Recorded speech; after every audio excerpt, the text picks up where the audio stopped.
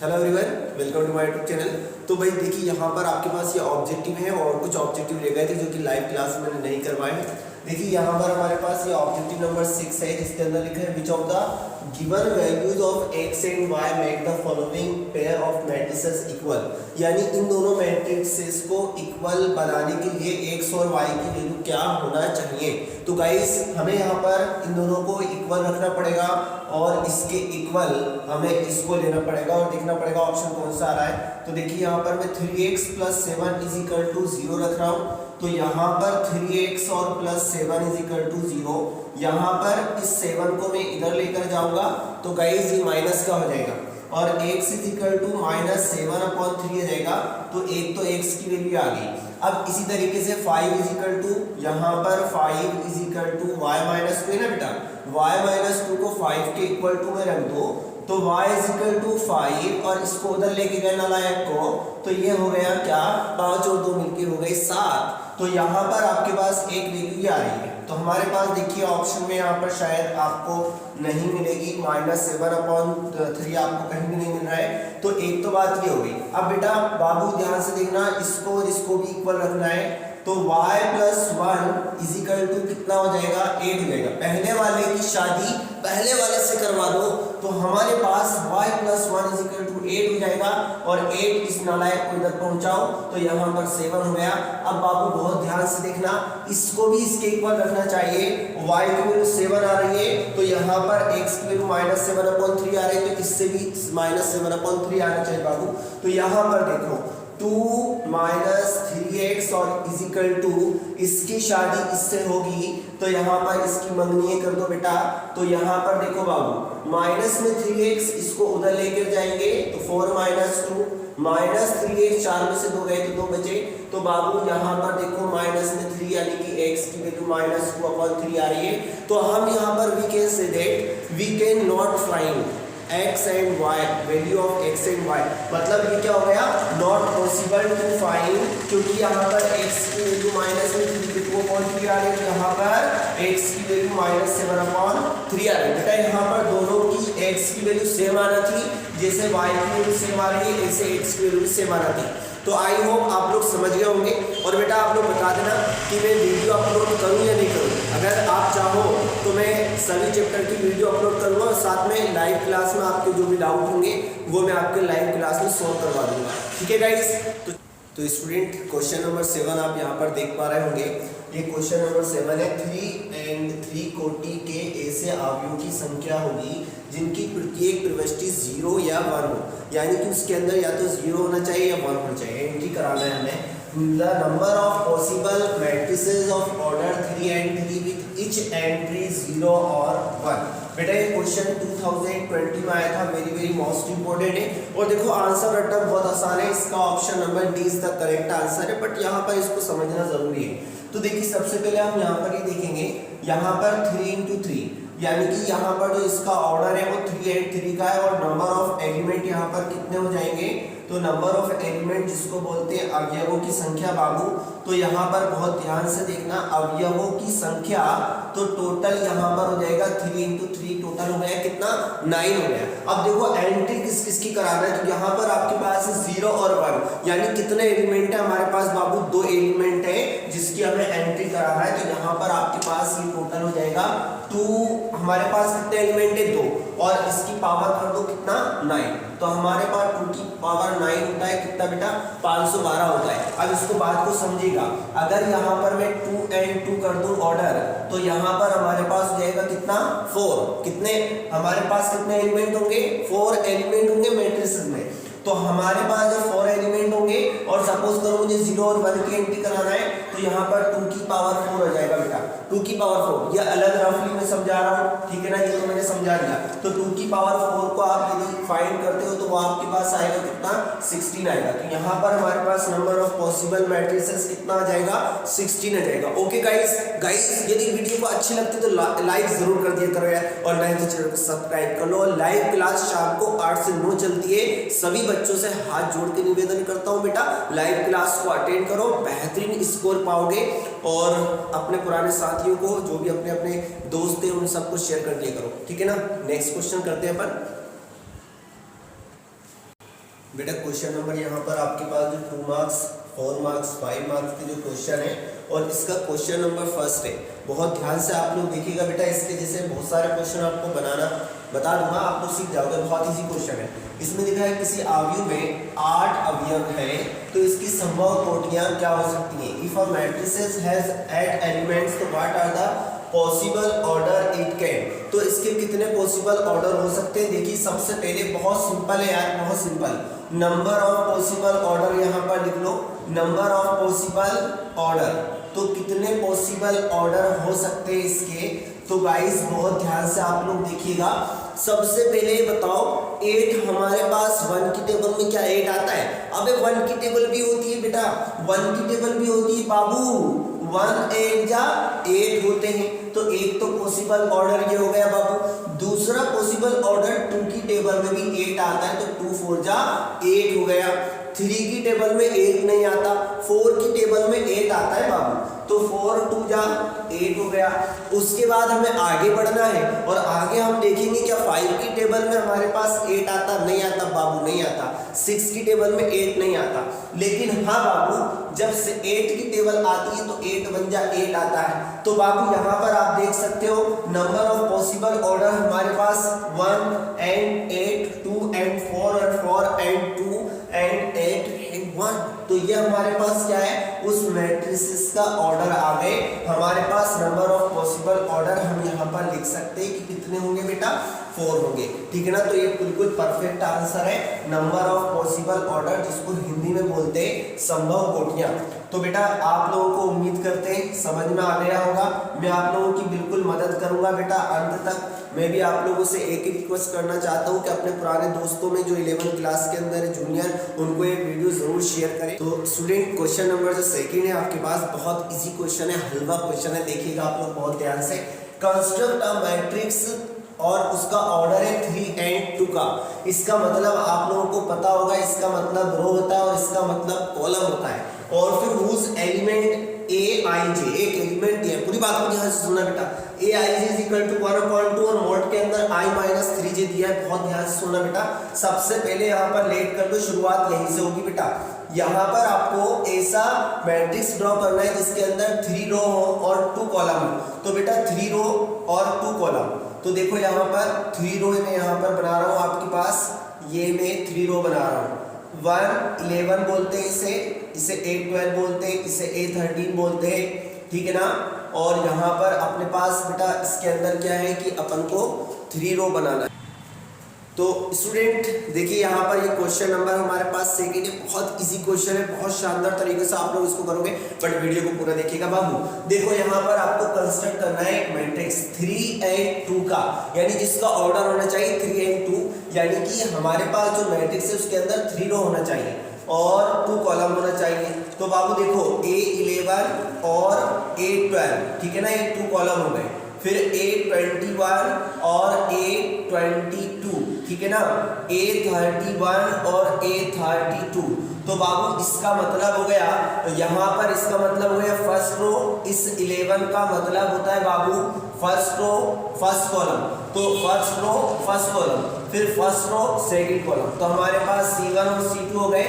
देखो बाबू ये A से चलता है, A11 A12 A13 A14 ये चलता जाता, और इधर हम नीचे आते हैं ना बाबू, तो A21 A22 A23 A24 इस तरीके से हम चलते जाते, A31 A32, है ना बाबू, बात समझ में आ गई होगी। A33 A34 इस तरीके से हम चलते जाते, A41 A42।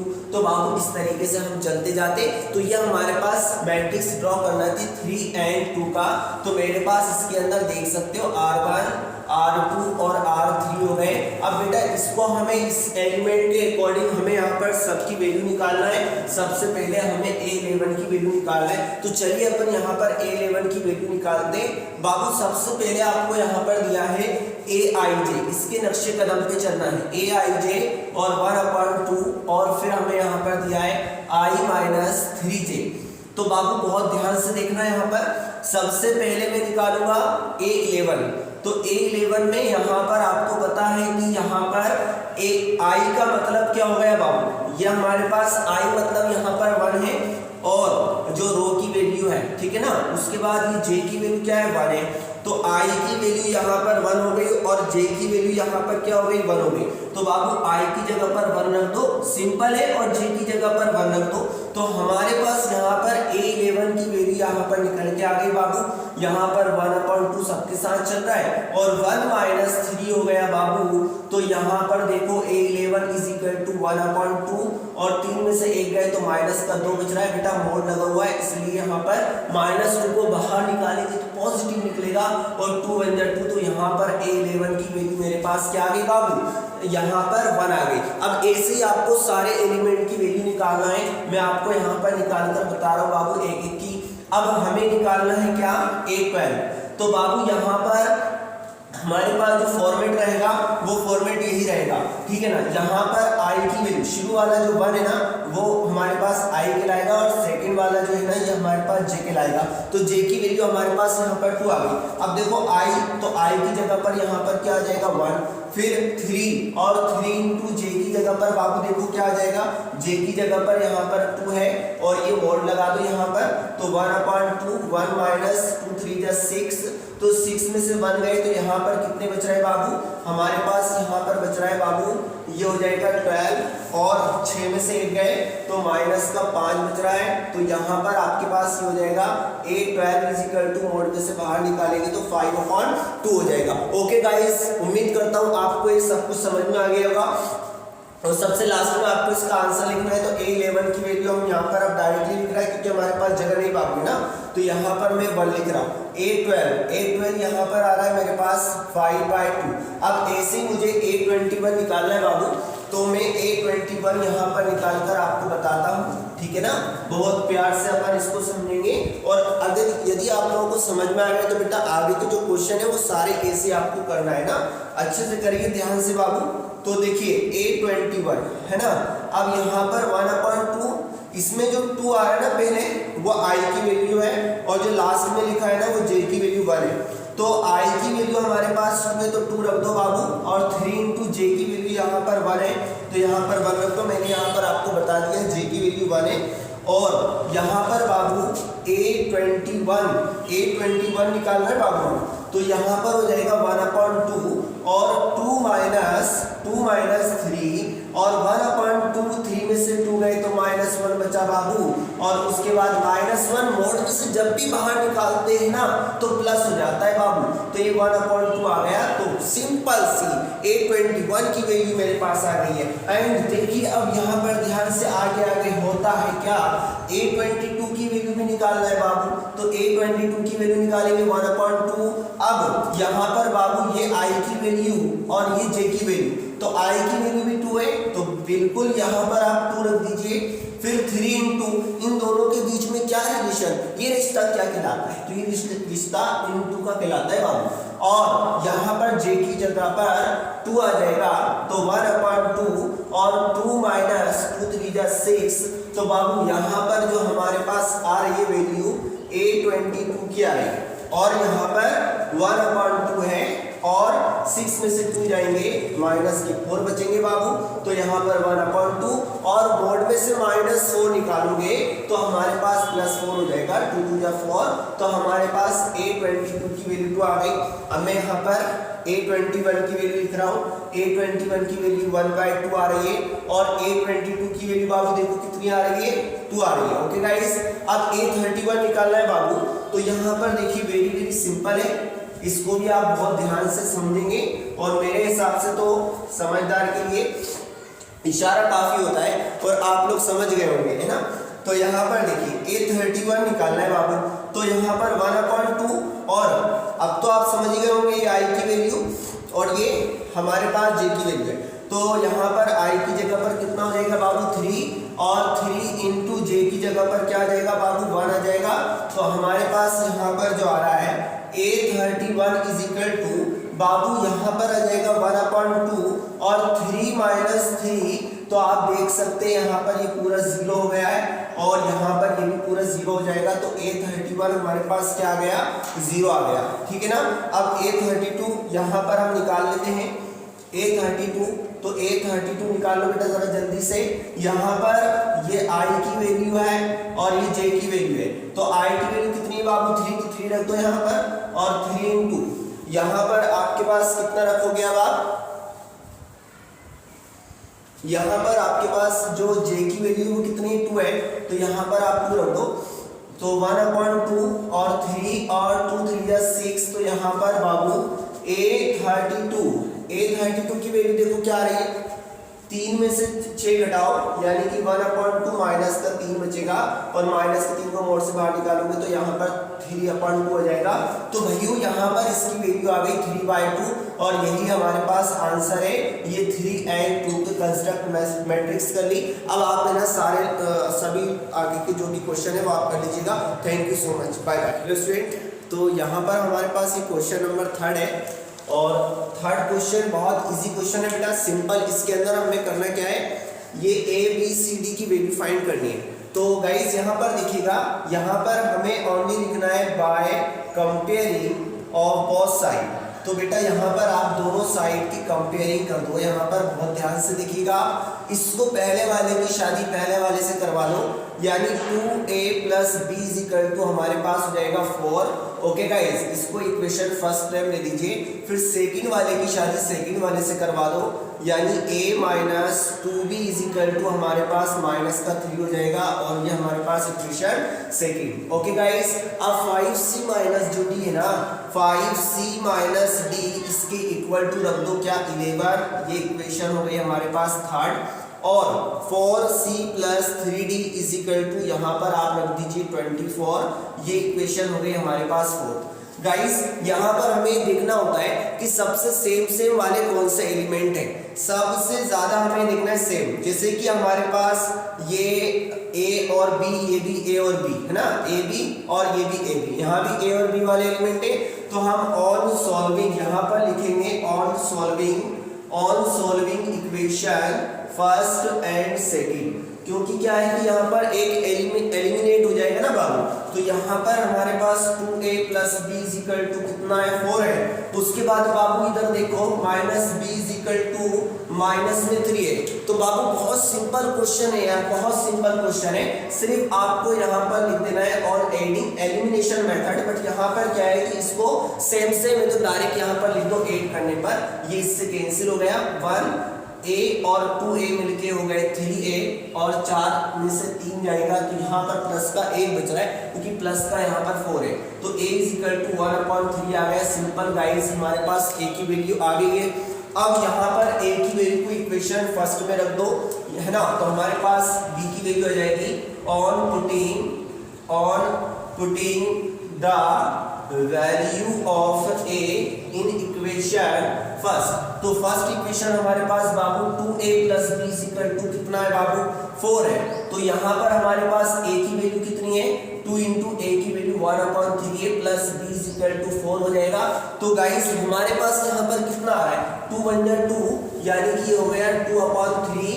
ओके बाबू, फिर हमारे पास प्लस में B = 4 है, 2/3 को उधर फेंको ले जाकर, तो यहाँ पर B = 4, और यह हमारे पास माइनस का 2/3 क्रॉस मल्टीप्लाई करो, 3 × 4 = 12, 2 × 1 = 2 डिवाइडेड बाय 3, तो 12 में से 2 गए तो हमारे पास 10 बचे, और ये 10/3 इसकी वैल्यू आ गई। अब आप लोग क्या करेगा, यहाँ पर इक्वेशन थर्ड एंड फोर्थ को सॉल्व कर लीजिएगा। तो यहाँ पर आपके पास एलिमिनेशन मेथड सॉल्व कर लेना, C और D की वैल्यू दे जाएगी। चलिए नेक्स्ट क्वेश्चन अपन सॉल्व करते हैं। क्वेश्चन नंबर 4 है, बहुत ध्यान से देखिएगा।